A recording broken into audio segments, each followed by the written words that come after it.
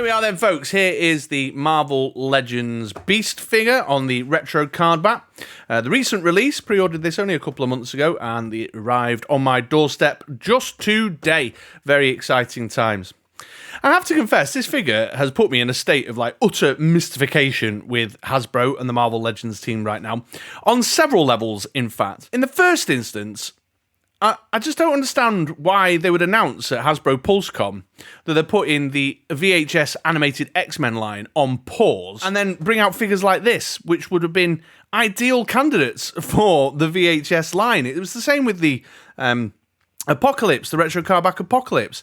So it's all a bit confusing, you know? It's all just a bit messy for a collector because you've got the VHS line, then you've got the retro cardback line, but they're using characters from the same IP that are sort of cross-referential, if you know what I mean. So that's point number one. Point number two, I pre-ordered this 8 weeks ago, maybe? Perhaps that's a bit conservative, but it wasn't all that long ago, and here it is. It's arrived. It's in my hands already. And yet, I've got G.I. Joe Classified pre-orders that I swear to God I think I made a year ago now that I still haven't seen sight or sound of. So how are they able to get this turned around and in my hands so quickly? But some of the stuff that I really, really, really want on the G.I. Joe Classified side, nowhere to be seen. I don't know if that's indicating something about the volume of sales and the prioritization that's going on in Hasbro around the lines, that something like this comes in at higher priority. One of the things I'll be looking at a little bit later on is how he compares, how he lines up next to the VHS animated X-Men line, because I'm planning on, I'm a mixer. I know that'll give some of you out there chills, but I'm a mixer, I don't care. I'll put the cel-shaded and the non-cel-shaded next to each other. But here he is anyway. So here's the figure. It's the standard kind of retro cardback setup where you've got the character in the plastic blister pack on the front on full display. You can see Beast and all his additional added value extras, the goodies, the accessories. Then you've got the card back here. As usual, lovely bit of artwork, very nostalgic, very reminiscent of the old X-Men figures that we used to collect back in the 90s. It's Marvel's Beast as well, just to avoid any confusion, in case you thought it was somebody else's Beast. Got the little Marvel Comics heads, Uncanny X-Men. It's all pretty, what you expect. Then on the back, we've got the little promo photo shot here of Beast with his glasses on, playing around with his vials and stuff. Then a little bit of blurb, a little write-up there. Dr. Henry McCoy, the gentle giant of the X-Men, uses his mutant physicality and genius mind for the betterment of humans and mutants alike. And then it's all in various different languages, all the legal bollocks down here. Once again, got one of these weird black and white line drawings of the character. Never been able to get my head around what they're all about. I called it out on Apocalypse. I'm like, what? That's crap. Just looks really shit, doesn't it? But there is there nonetheless. So there we go. And that's it. That's all there is to report as far as the packaging goes. Right, let's get this bad boy open then. I was about to do the old peel away with the thumb in there, but I'm not sure it will do the way they put the plastic inside the cardboard. Let's find out.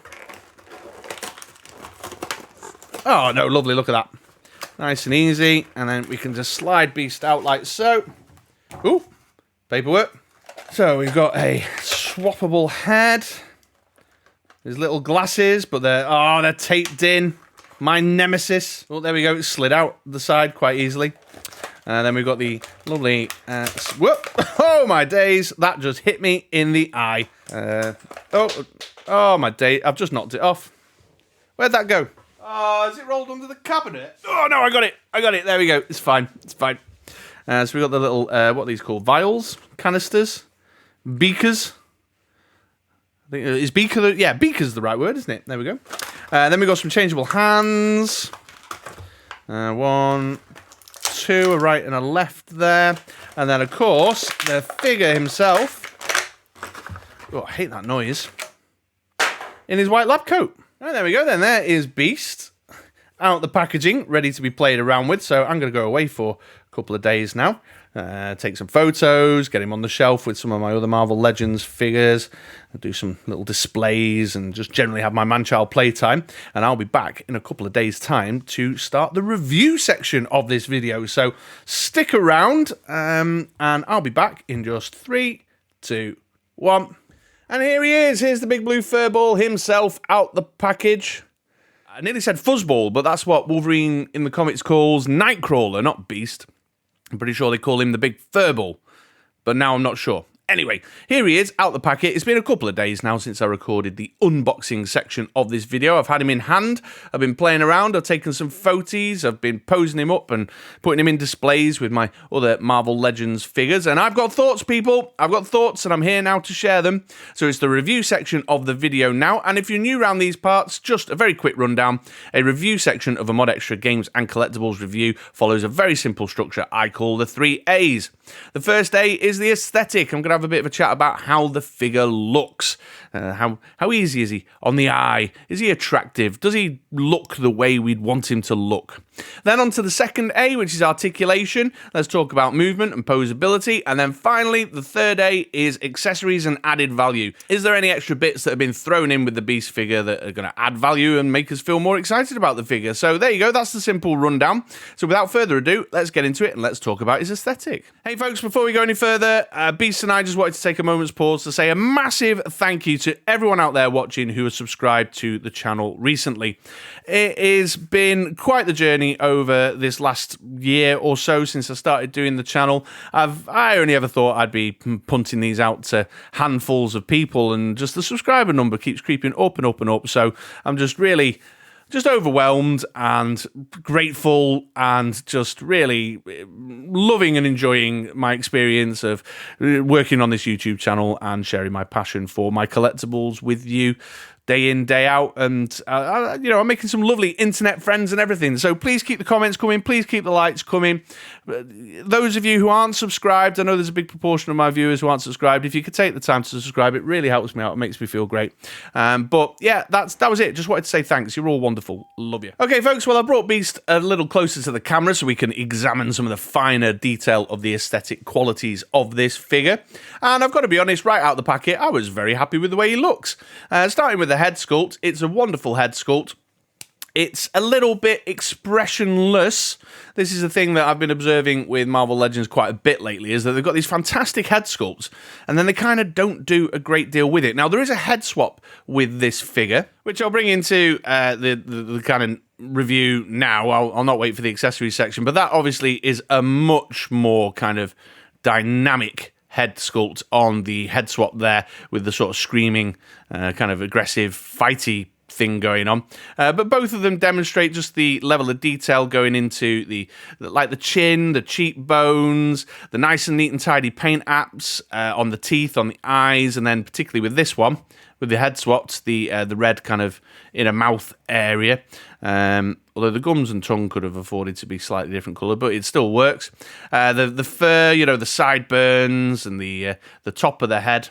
Lots of texture in the hair sculpt there, and that's continued throughout the figure, of course. Because he's a big furry beast, you can see all the furry detail in the shoulders, across the chest, on his belly and everything.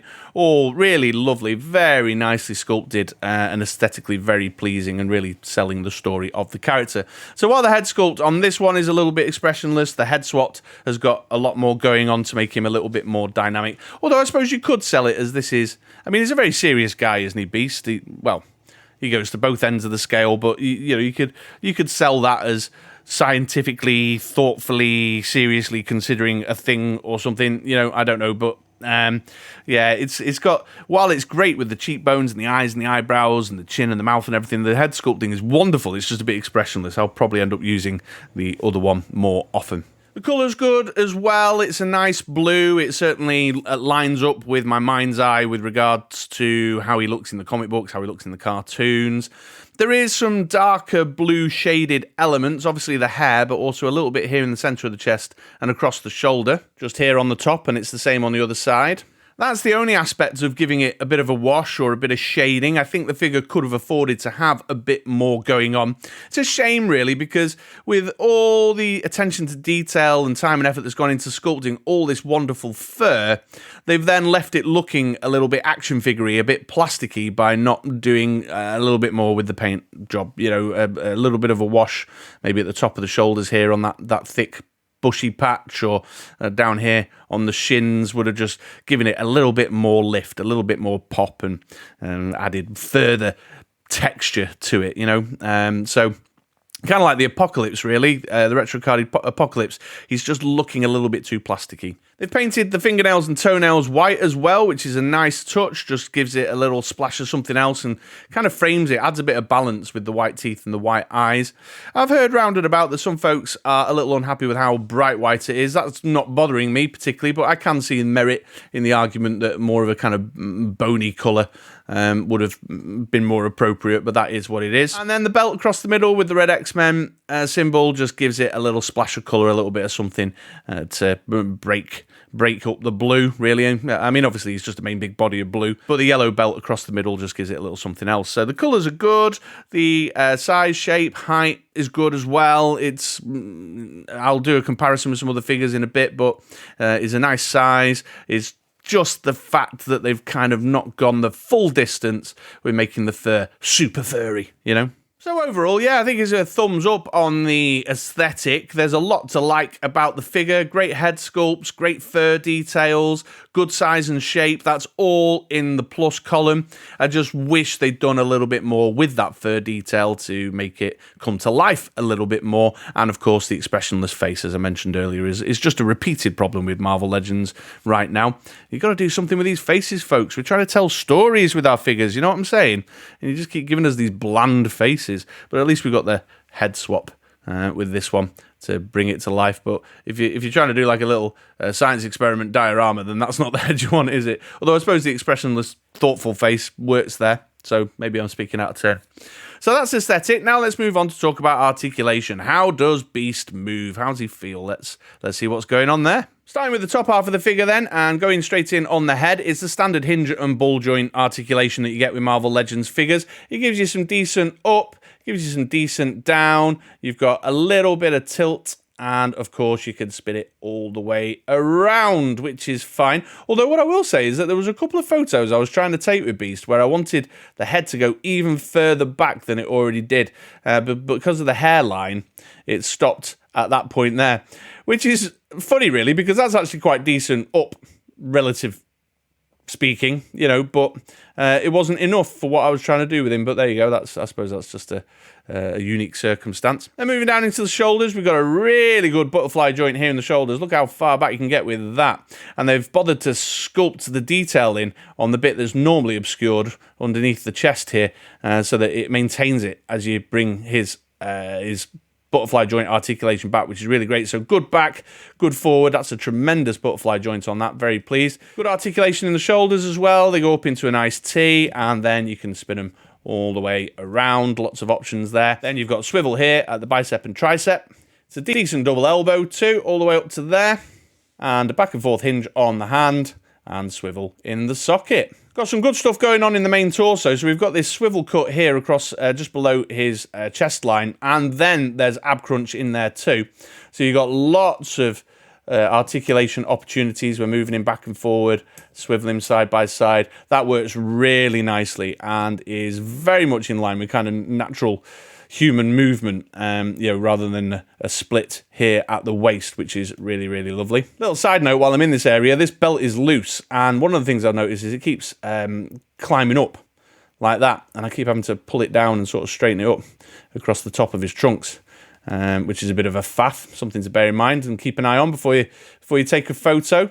Because what you might do is you might get him in a really excellent pose and take a photo and then realise that the belt is basically up here and have to retake the photos, and the second time round's not as good. Not that I'm talking from personal experience or anything. Then down into the legs, we've got good forward, good back. That's decent enough. There's swivel at the top of the thigh, although my Beast, even now, a few days later, is very tight and crunchy here on the thigh swivel, which has been a bit awkward with some of the positions I've been trying to get him into. I keep meaning to get a bit of the old hot water on it, but not getting around to it. But once I've sorted that stiffness out, it'll be fine. Double knees as well, with a pretty good range of motion up, back towards his arse. And quite a bit going on with the feet. We've got the rocker forward and back, and then you've got some side by side as well. And Beast, quite unique for a Marvel Legends, can bend his toes. So overall, yeah, there's a lot of good stuff going on with articulation as far as Beast is concerned. Some of it is quite standard for Marvel Legends, but the extra motion in the butterfly joints and this chest cut and ab crunch just really add to the options and possibilities. Oh, and the curly toes, of course, as well. Really add to the posable options for the figure and really help bring the figure to life. So if you're trying to get him into poses that are in line with kind of some of the wacky acrobatic kind of motion that Beast gets up to in the comic books, then these added points of articulation, this extra little bit of effort here really enhances the experience you're getting with the figure, especially if, like me, you're someone who likes to do fun stuff with your displays and your photography. So yeah, definitely it's a double thumbs up as far as articulation is concerned. Very pleased with what they've got on offer here with Beast. So there we go, that's articulation. Now time to talk about accessories and added value, and there's quite a lot they've thrown in with this guy, but this is possibly where I've got the most thoughts.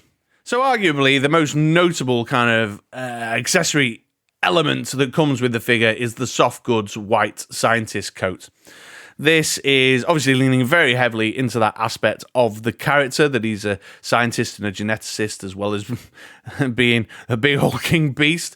So they've thrown this in here, and I just don't like it. I don't like it at all. I've never been a fan of soft goods stuff with my action figures. Anyway, I didn't like it back in the 80s when my 12-inch Action Man figures used to come with them, and I don't like it now with my 6-inch figures.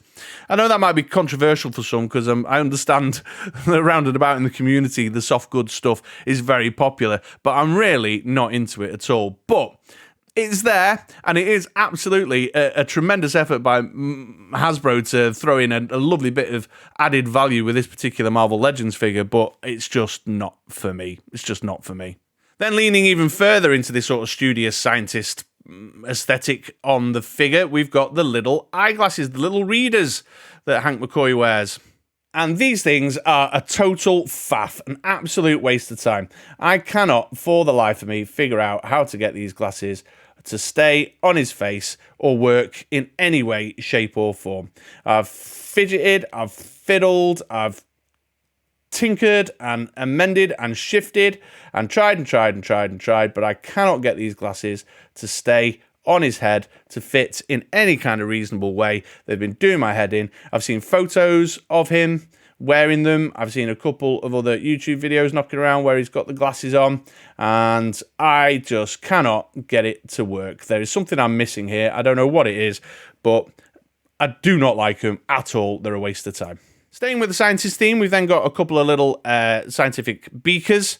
One here labelled X-Gene 6, with like a little pink liquid thing going on. And then we've got this one here with the green liquid inside of it, the bowl. I don't know what you call that. Looks like a bong.